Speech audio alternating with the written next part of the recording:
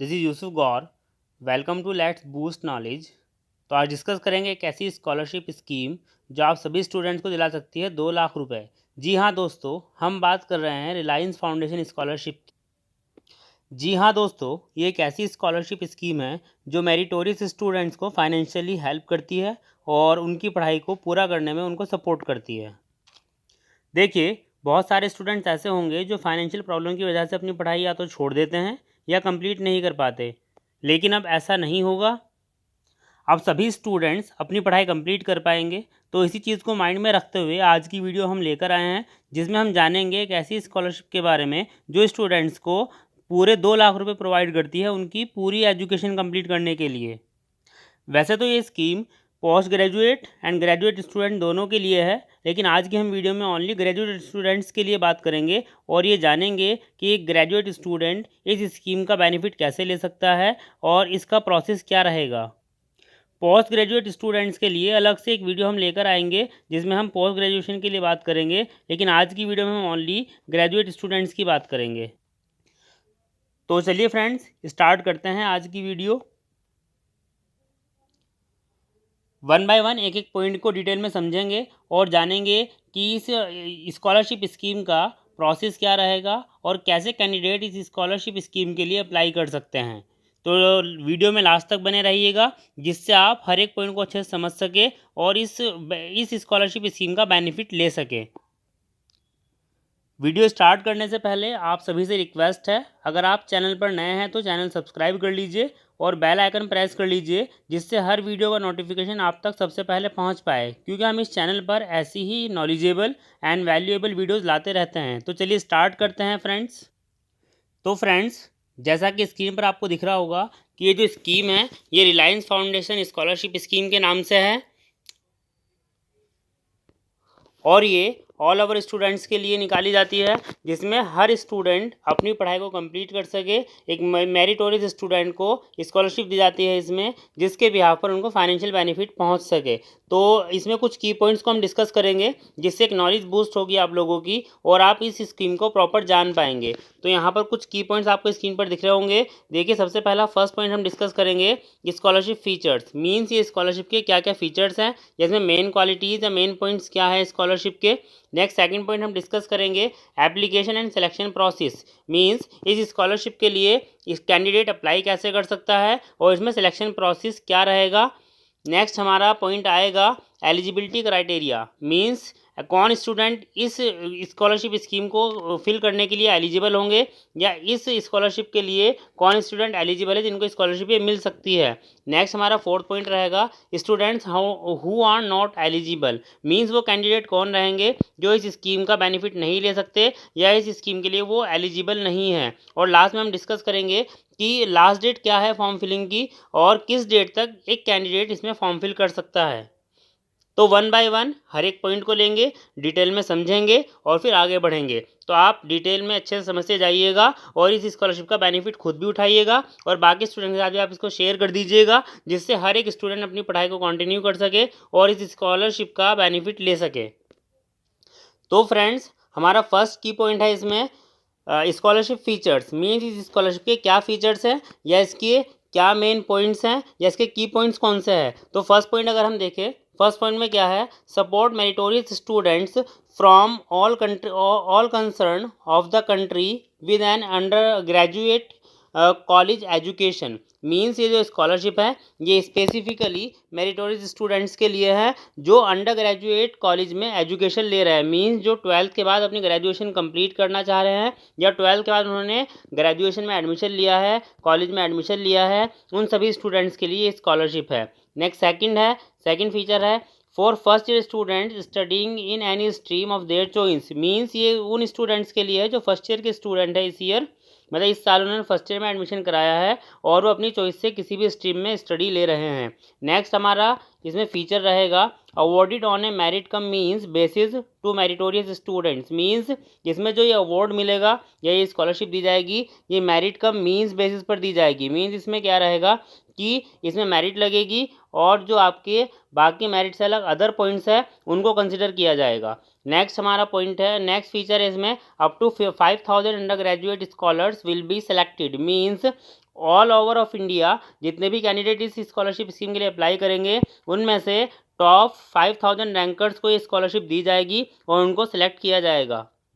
Next हमारा point है the total amount of the scholarship available over the duration of the degree programme will be up to 2 lakhs। Means इस scholarship scheme के through 2 lakh बच्चे को दिए जाएंगे, student को दिए जाएंगे, उसकी all over the programme means उसका जो पूरा ड्यूरेशन है उसकी डिग्री का, उस डिग्री के पूरे ड्यूरेशन में 2 लाख रुपीज़ उसको ट्रांसफ़र किए जाएंगे। मीन्स ऐसा नहीं है कि 2 लाख आपको वन टाइम मिल जाएंगे, आपकी जो पूरा ग्रेजुएशन का टाइम पीरियड रहेगा, मीन्स आपको जो ड्यूरेशन रहेगा आपकी डिग्री का, उस ड्यूरेशन के अकॉर्डिंग आपको ये मनी ट्रांसफ़र होगी। अगर हम एग्जांपल की पॉइंट ऑफ व्यू से समझे, सपोज करिए आप कोई ग्रेजुएशन कोर्स कर रहे हैं और उसका जो कंप्लीट टाइम पीरियड है वो 3 ईयर्स का है कि 3 ईयर के बाद आपकी जो ग्रेजुएशन है वो कंप्लीट हो जाएगी। तो 3 साल तक, 3 ईयर्स तक ये 2 लाख रुपए आपके अकाउंट में ट्रांसफ़र होंगे, मतलब इंस्टॉलमेंट में आपको ट्रांसफ़र किए जाएंगे, एवरी ईयर आपको ट्रांसफ़र किए जाएंगे। जो भी कैंडिडेट इस स्कॉलरशिप स्कीम के लिए सिलेक्ट होगा उनका 3 ईयर्स का जो टाइम पीरियड है या 3 ईयर्स का जो ड्यूरेशन है, उसी ड्यूरेशन में उनको 2 लाख रुपीज़ ट्रांसफ़र किए जाएंगे। नेक्स्ट एंड लास्ट पॉइंट अगर देखें, scholarship will go beyond financial support. Means ये जो स्कॉलरशिप है ये फाइनेंशियल सपोर्ट के लिए स्टूडेंट को दी जा रही है। तो ये थे कुछ इसके इस स्कॉलरशिप स्कीम के फीचर्स। अब आगे बढ़ते हैं, ये हमारा फर्स्ट की पॉइंट था। अब नेक्स्ट की पॉइंट की तरफ मूव करते हैं और नेक्स्ट की पॉइंट है हमारा एप्लीकेशन एंड सिलेक्शन प्रोसेस। देखेंगे सेकंड पॉइंट में हमें यही समझना है कि इस स्कॉलरशिप स्कीम के लिए कैंडिडेट कैसे अप्लाई कर सकता है और अप्लाई करने के बाद सिलेक्शन प्रोसेस क्या रहेगा। देखिए इस की पॉइंट में मेन 4 पॉइंट्स हैं। फर्स्ट पॉइंट है एप्लीकेशन फॉर्म। मींस कैंडिडेट को सबसे पहले एक एप्लीकेशन ऑनलाइन फॉर्म फिल करना पड़ेगा। जैसे इसमें लिखा है, student will start the application process by clicking on the link given below. Means एक लिंक के थ्रू आप इस एप्लीकेशन को फिल कर सकते हैं। जो इस फॉर्म को फिल करने का लिंक है वो हम डिस्क्रिप्शन में आपको प्रोवाइड कर देंगे। आप वहाँ से लिंक पर क्लिक करके इस एप्लीकेशन के फॉर्म पर पहुंच सकते हैं और अपनी एप्लीकेशन फॉर्म कंप्लीट कर सकते हैं। तो इसमें कुछ कंपोनेंट्स हैं, मीन कुछ स्टेजेस आपको कंप्लीट करनी होगी फॉर्म फिल करते टाइम। तो आप जब फॉर्म फिलिंग स्टार्ट करेंगे, मीन जब आप अपना फॉर्म भरना शुरू करेंगे, तो उस टाइम पर सबसे पहले आपका first personal and contact information देनी होगी। मीन्स पहले आपको अपनी पर्सनल डिटेल्स लिखनी होगी फॉर्म फिल करते टाइम। देन आपको अपनी कॉन्टैक्ट इन्फॉर्मेशन, ईमेल आईडी या मोबाइल नंबर प्रोवाइड करना होगा। नेक्स्ट सेकंड स्टेज में या सेकंड जो हमारा इसमें स्टेज रहेगी, सेकंड स्टेप रहेगा। सेकंड स्टेप में आपको अपनी एकेडमिक इन्फॉर्मेशन देनी होगी। मीन्स आपको अपनी 10th और 12th की इन्फॉर्मेशन वहाँ पर फॉर्म फिलिंग के टाइम पर प्रोवाइड करनी होगी या उसमें फिल करनी पड़ेगी। नेक्स्ट हमारा स्टेप रहेगा अचीवमेंट्स एंड अवार्ड्स। अगर कोई स्टूडेंट ऐसा है जिसने कोई अचीवमेंट लिया है या कोई अवार्ड उसको मिला है किसी भी क्लास में 1st to 12th तक, तो वो उसमें अपनी अचीवमेंट्स एंड अवार्ड्स की इन्फॉर्मेशन प्रोवाइड कर सकता है। अगर नहीं मिला तो वो उसके स्किप कर सकता है। नेक्स्ट हमारा 4th स्टेप रहेगा। 4th स्टेप पर सपोर्टिंग डॉक्यूमेंट्स। मीन्स जो डॉक्यूमेंट्स ये ऑर्गेनाइजेशन या फाउंडेशन आपसे मांगती है, जब हम फॉर्म फिलिंग करेंगे तो हमें पता चल जाएगा कि हमें सपोर्टिंग डॉक्यूमेंट्स के में क्या चाहिए। तो जो फाउंडेशन ने डॉक्यूमेंट्स मांगे हैं वो आपको ऑनलाइन अपलोड करने होंगे। तो ये 4 स्टेप्स हैं। इन 4 स्टेप्स को कंप्लीट करके आप ये जो आपका एप्लीकेशन फॉर्म है इसको कंप्लीट कर सकते हैं। और सबसे अच्छी बात यह है, इस पूरे प्रोसेस में आपको कहीं पर भी कुछ भी पे नहीं करना है। Without any payment you can get 2 lakh rupees. अब जब कैंडिडेट एप्लीकेशन फॉर्म फिल कर देगा उसके बाद आगे क्या करना होगा, अब आगे स्लाइड में देखते हैं। नेक्स्ट अगर हम आगे बढ़ें तो जब एप्लीकेशन फॉर्म फिल हो गया है उसके बाद एक एप्टीट्यूड टेस्ट ये फाउंडेशन कराएगा और एप्टीट्यूड टेस्ट क्लियर करना पड़ेगा स्टूडेंट को, तो ही वो इस स्कॉलरशिप को ले सकता है। तो आगे इसमें यही बताया है कि जो एप्टीट्यूड टेस्ट है उसका क्या प्रोसेस रहेगा, वो कैसा रहेगा। तो अगर हम फर्स्ट पॉइंट इसमें पढ़ते हैं तो लिखा है the online aptitude test is mandatory for all applicants. Means एक टेस्ट होगा जो ऑनलाइन मोड में होगा। कैंडिडेट को ऑनलाइन एक एग्ज़ाम देना पड़ेगा जिसमें 30 मिनट्स के आपका टाइम ड्यूरेशन रहेगा। मीन जो आपका एप्टीट्यूड टेस्ट होगा ऑनलाइन ही होगा और उसमें 60 मिनट का आपका टाइम ड्यूरेशन रहेगा। और 60 मिनट में आपको मीन 60 मिनट्स में आपको 60 MCQs means multiple choice question करने होंगे। देखिए इसमें 60 मिनट का आपको टाइम ड्यूरेशन मिलेगा और 60 मिनट्स में आपको ये टाइम है आपका मतलब वन आवर का आपको टाइम मिलेगा, 1 घंटे का टाइम मिलेगा इस टेस्ट को करने के लिए। ऑनलाइन आपका टेस्ट होना है और 60 मिनट में आपको 60 MCQ सॉल्व करने हैं। MCQs बेस्ड आपका ऑनलाइन टेस्ट होना है जो उसमें 60 मिनट है और 60 आपका MCQs दिए जाएंगे। मीन्स आपको एक क्वेश्चन के लिए 1 मिनट का टाइम मिलेगा। अब बात करते हैं कि इस एप्टीट्यूड टेस्ट में सिलेबस क्या रहेगा और कौन से सब्जेक्ट इसमें आ सकते हैं। तो देखिए क्लियरली यहाँ लिखा है, मैंने इसको मैंने बोल्ड भी किया है, हाईलाइट किया है। इस टेस्ट के लिए आपको verbal ability, analytical and logical ability and numerical ability का टेस्ट देना है। इसकी प्रिपरेशन आपको करके जाना होगा। देखिए वर्बल एबिलिटी का मीन्स क्या है। वर्बल एबिलिटी मीन्स आपकी इंग्लिश जो है, इसमें इंग्लिश में आपकी वोकैबुलरी आ सकती है, आपकी स्पेलिंग करेक्शन आ सकती है, आपका ग्रामर आ सकती है, आपका एंटोनिम आ सकते हैं, आपके सिनोनिम्स आ सकते हैं। इन सब का टेस्ट आपका वर्बल एबिलिटी में कवर हो जाएगा। इसके बाद आपका एनालिटिकल एंड लॉजिकल या एबिलिटी मीन्स आपकी रीजनिंग, जो रीजनिंग है, रीजनिंग यहाँ पर कवर हो जाएगी।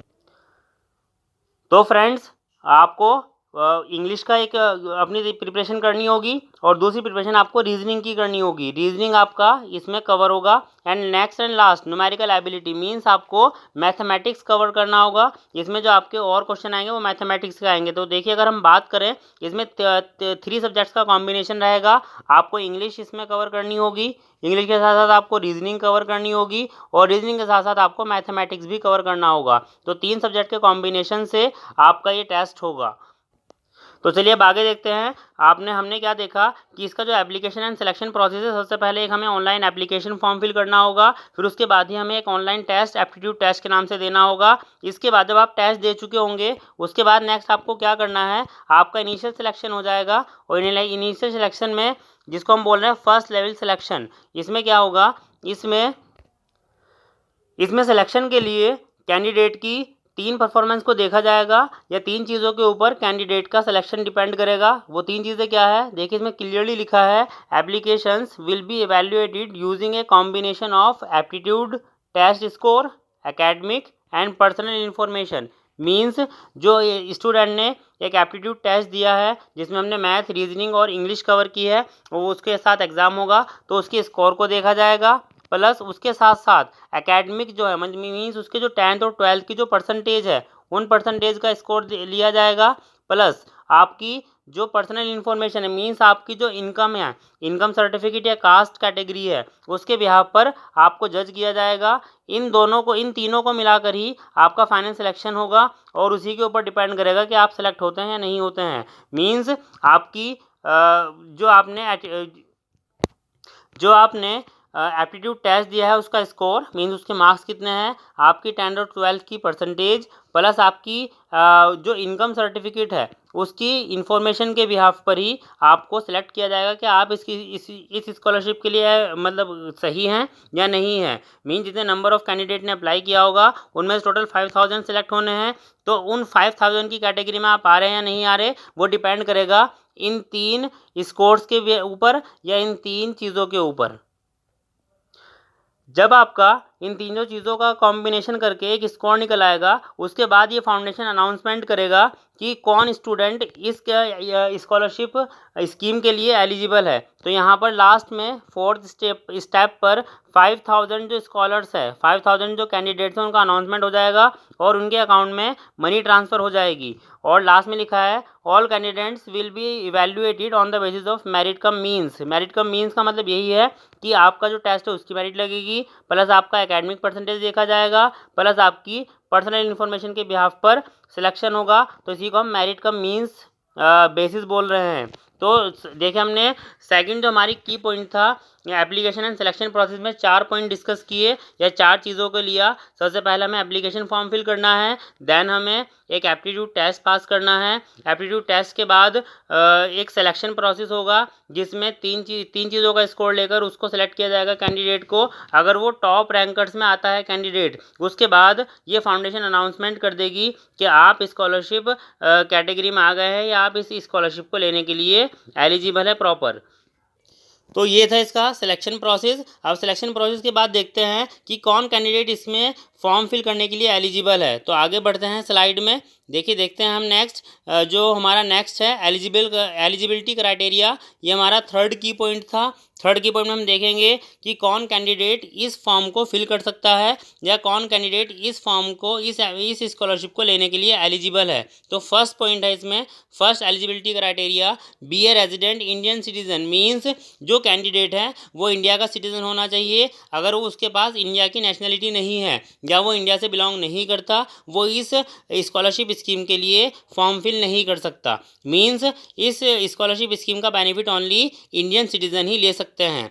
फर्स्ट पॉइंट अगर कोई कंप्लीट करता है, फर्स्ट एलिजिबिलिटी कंप्लीट करता है, तो सेकंड एलिजिबिलिटी रखी गई है कि जो कैंडिडेट है वो पास होना चाहिए 12th में विद मिनिमम 60% मार्क्स। मतलब जो कैंडिडेट अप्लाई करना चाह रहा है, पहले तो वो इंडिया का सिटीज़न होना चाहिए और दूसरे नंबर पर उसके 12th में मिनिमम 60% मार्क्स होना कंपलसरी है। अगर 60% से नीचे होंगे तो वो इस स्कॉलरशिप से ऑटोमेटिकली बाहर हो जाएगा। मीन 60% मिनिमम मार्क्स हैं, ऊपर कितने भी हो सकते हैं। नेक्स्ट हमारा थर्ड कैटेगरी है या थर्ड क्राइटेरिया है eligibility criteria, currently enrolled in first year regular full time degree course in any stream. Means उसने 12th के बाद फर्स्ट ईयर में किसी ग्रेजुएशन कोर्स में अपना एनरोलमेंट भी कराया हो। मीन्स 12th करने के बाद उसने इस साल ग्रेजुएशन के फर्स्ट ईयर में एडमिशन लिया हो तो ही वो इसमें अप्लाई कर सकता है और तो ही वो इसके लिए एलिजिबल है, अदरवाइज वो एलिजिबल नहीं है। नेक्स्ट हमारा पॉइंट है, next eligibility criteria, student having house hold income 15,000 मतलब लेस देन 15 लाख। मीन्स जो कैंडिडेट है उसकी जो इनकम है, वो जो इनकम सर्टिफिकेट वो इसमें अटैच करेगा उसमें जो उसकी इनकम है वो 15 लाख से कम होनी चाहिए। अगर 15 लाख से ज़्यादा है तो वो ऑटोमेटिकली इस स्कॉलरशिप स्कीम से बाहर हो जाएगा। और मीन्स उसकी जो इनकम है वो 15 लाख से कम होनी चाहिए। फिर आगे इसमें थोड़ा सा और ज़्यादा क्लैरिफाई किया है, preference given to less than 2.5 lakh rupees. Means 15% तो मैक्सिमम क्राइटेरिया है और प्रेफरेंस किसको दी जाएगी, जिस कैंडिडेट की इनकम 2 लाख या उससे नीचे है उसी को प्रेफरेंस दी जाएगी। क्योंकि यहाँ पर जो मेरिट बननी है वो 3 चीज़ों के ऊपर डिपेंड करेगी। हमने अभी ऊपर स्लाइड में डिस्कस किया था कि जो एप्टीट्यूड टेस्ट है उसका स्कोर देखा जाएगा, कैंडिडेट की परसेंटेज देखी जाएगी और थर्ड उसका इनकम या पर्सनल इन्फॉर्मेशन देखी जाएगी। तो जब पर्सनल इन्फॉर्मेशन देखी जाएगी तो उस टाइम पर प्रेफरेंस किसको दिया जाएगा, जिस कैंडिडेट की इनकम 2 लाख से कम है या 2 लाख है उस कैंडिडेट को प्रेफरेंस मिलेगी, उससे ऊपर वाले को प्रेफरेंस कम मिलेगी। Next and last eligibility criteria, aptitude test is mandatory. Means candidate अगर एप्लीकेशन फॉर्म फिल करता है लेकिन वो एप्टीट्यूड टेस्ट नहीं दे पाता या उसने एप्टीट्यूड टेस्ट मिस कर दिया तो वो ऑटोमेटिकली इस स्कीम से बाहर हो जाएगा। एप्टीट्यूड टेस्ट देना मैंडेटरी है कैंडिडेट का। अगर किसी ने एप्टीट्यूड टेस्ट नहीं दिया तो उसको इस स्कीम का बेनिफिट नहीं मिल पाएगा। तो इस स्कीम का बेनिफिट लेने के लिए एप्टीट्यूड टेस्ट देना मैंडेटरी है, ज़रूरी है।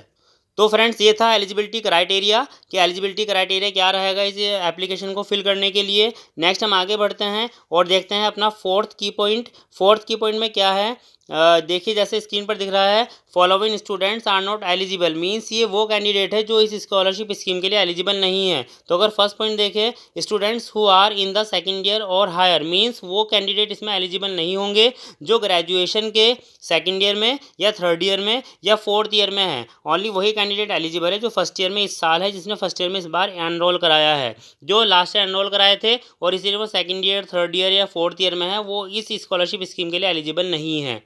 नेक्स्ट देखते हैं सेकंड, इसमें क्या पॉइंट है, students pursuing their degree through online, remote, distance और any other non regular modes. Means वो कैंडिडेट इसमें एलिजिबल नहीं होगा जिस स्टूडेंट ने अपनी जो ग्रेजुएशन डिग्री है वो ऑनलाइन मोड में कर रहा है या रिमोट एरिया से कर रहा है या डिस्टेंस मीन्स प्राइवेट कर रहा है या ऑन नॉन रेगुलर मोड से कर रहा है। मीन्स कैंडिडेट का रेगुलर होना कंपलसरी है। अगर कोई रेगुलर नहीं है तो वो कैंडिडेट इस स्कॉलरशिप स्कीम में एनरोल या रजिस्ट्रेशन नहीं करा सकता, इसका फॉर्म फिल नहीं कर सकता। स्टूडेंट का फर्स्ट ईयर में रेगुलर एडमिशन होना कंपलसरी है। नेक्स्ट पॉइंट है हमारा, student who have pass diploma after tenth standard. Means वो स्टूडेंट भी इसमें एलिजिबल नहीं होगा जिस स्टूडेंट ने 10th के बाद किसी डिप्लोमा में एडमिशन लिया है। मीन जैसे पॉलिटेक्निक में किसी ने एडमिशन ले लिया, ITI में किसी ने एडमिशन ले लिया, तो कैंडिडेट इसमें एलिजिबल नहीं है। कैंडिडेट का ग्रेजुएशन डिग्री में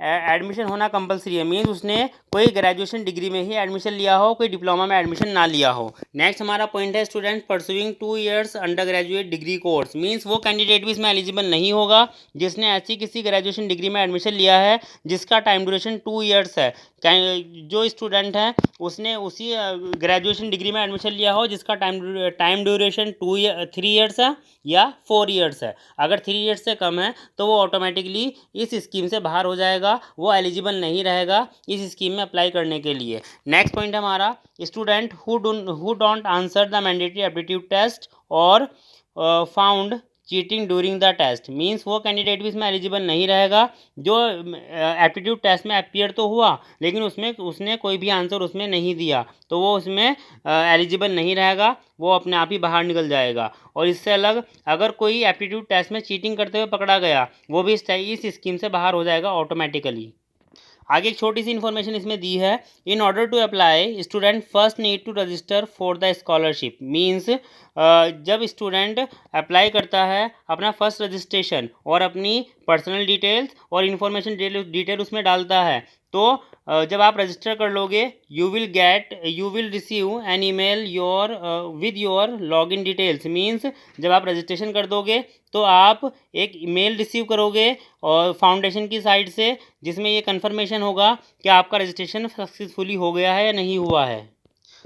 तो स्टूडेंट्स ये डिटेल थी कि कौन स्टूडेंट इस स्कॉलरशिप स्कीम के लिए एलिजिबल नहीं है। अब थोड़ा आगे बढ़ते हैं और अपने लास्ट की पॉइंट की तरफ मूव करते हैं। देखिए लास्ट की पॉइंट हमारा क्या था कि इस स्कॉलरशिप स्कीम के लिए रजिस्ट्रेशन की लास्ट डेट क्या रहेगी। तो देखिए जैसे स्कीम पर आपको दिख रहा है इस स्कॉलरशिप स्कीम के लिए आप 15 अक्टूबर 2023 तक अप्लाई कर सकते हैं और कोशिश ये करेंगे कि जितना जल्दी हो सके आप अप्लाई कर लें, क्योंकि लास्ट डेट में साइट के ऊपर ओवर बर्डन हो जाता है और साइट सही से काम नहीं करती। तो उस वाली प्रॉब्लम से बचने के लिए आप जितना जल्दी हो सके ये वीडियो आपके पास जितनी जल्दी पहुंचे, आप जिस टाइम पहुंचे आप तभी कोशिश करें कि आप अपनी इस स्कॉलरशिप स्कीम में एनरोल करा दें जिससे आपको ये बेनिफिट मिल सके। अगर आप लास्ट में वेट करते रहेंगे तो साइट के ऊपर ओवरलोड हो जाएगा, क्योंकि लास्ट डेट्स में साइट के ऊपर ओवरलोड होता है और वो प्रॉपर काम नहीं करती, तो आपको रजिस्ट्रेशन के टाइम पर प्रॉब्लम आ सकती है।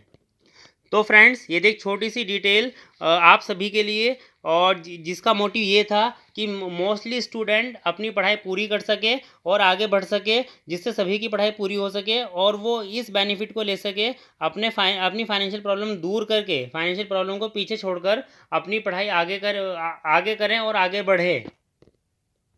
आई होप वीडियो आपको पसंद आई होगी। अगर वीडियो आपको पसंद आई है तो आप वीडियो को लाइक करना ना भूलें और प्लीज़ आपसे रिक्वेस्ट है कि इसे ज़्यादा से ज़्यादा शेयर करें जिससे ज़्यादा से ज़्यादा लोगों तक ये पहुंच सके और नीडी स्टूडेंट्स को हेल्प मिल सके और नीडी स्टूडेंट्स अपनी पढ़ाई कंटिन्यू कर सकें।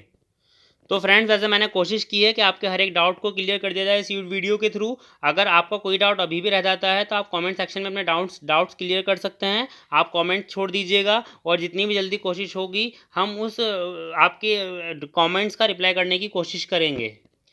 तो फ्रेंड्स अगर आप इसके लिए एलिजिबल है तो आप अप्लाई कर दीजिए, और अगर आप एलिजिबल भी नहीं हैं तो आप इसको ज़्यादा से ज़्यादा शेयर कर सकते हैं, शेयर कीजिएगा जिससे नीडी स्टूडेंट तक ये वीडियो पहुंच सके और नीडी स्टूडेंट की हेल्प हो सके और सभी पढ़े और सभी आगे बढ़े।